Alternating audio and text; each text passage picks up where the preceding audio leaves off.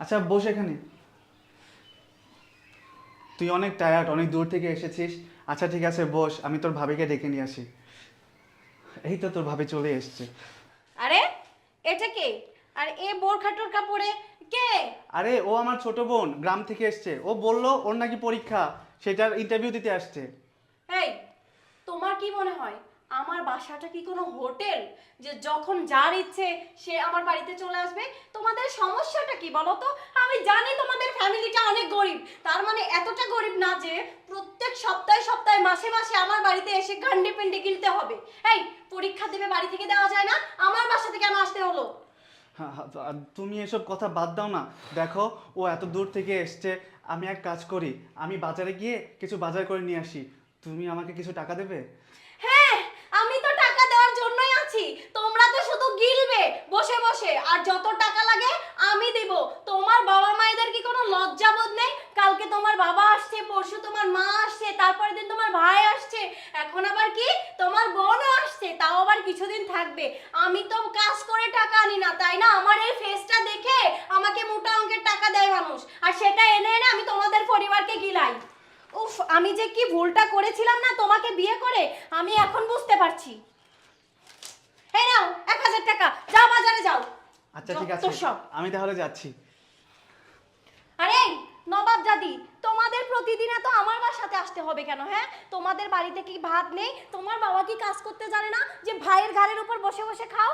পেয়েছে, একটু যেই দেখেছে ভাইয়ের সংসারটা ভালো চলছে, বউকে নিয়ে একটু ভালো আছে, অমনি এর এটা লাগবে, ওর ওটা লাগবে, যখন যার যেটা লাগবে সেটা এখানে চাহিদা পূরণ করতে আসে।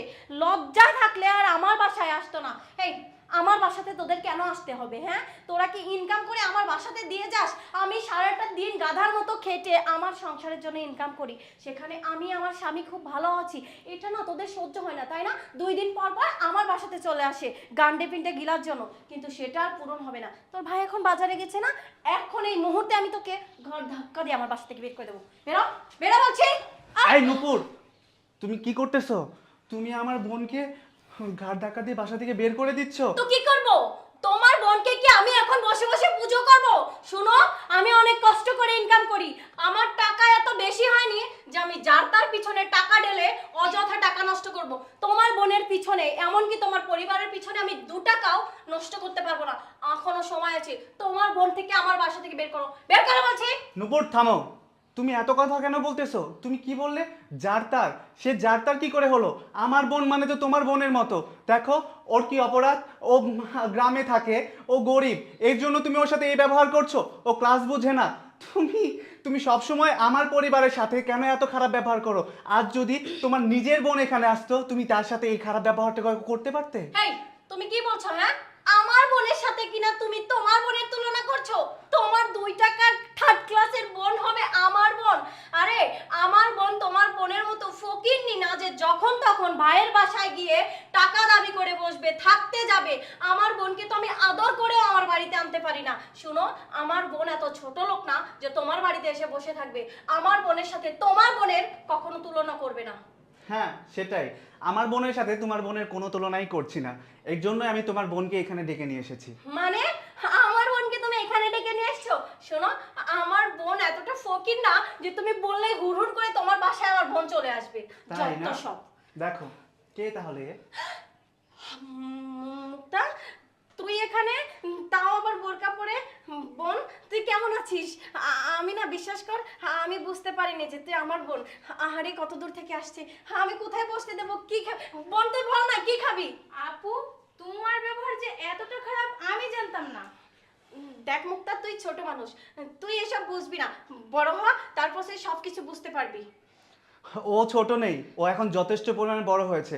ওনা তো তুমি বলেছো না ও তোমার কলিজার টুকরা, তুমি ওর সব কথা শোনো।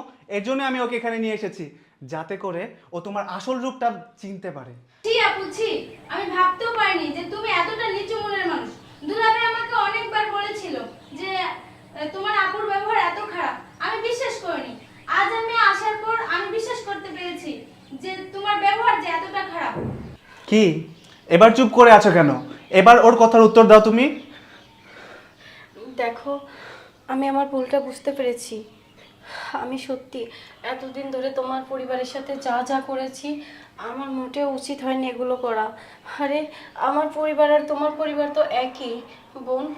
তুই ছোট হয়ে আজকে আমার চোখ খুলে দিয়েছিস।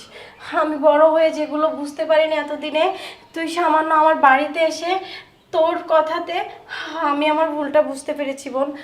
বিশ্বাস কর, আমি আজকের পর থেকে আর কখনো তোর দুলাভাইয়ের পরিবারের সাথে খারাপ ব্যবহার করব না। আমি তোকে যেমন ভালোবাসি আমি ওর বোনকেও আজ থেকে ঠিক তেমনভাবে ভালোবাসবো।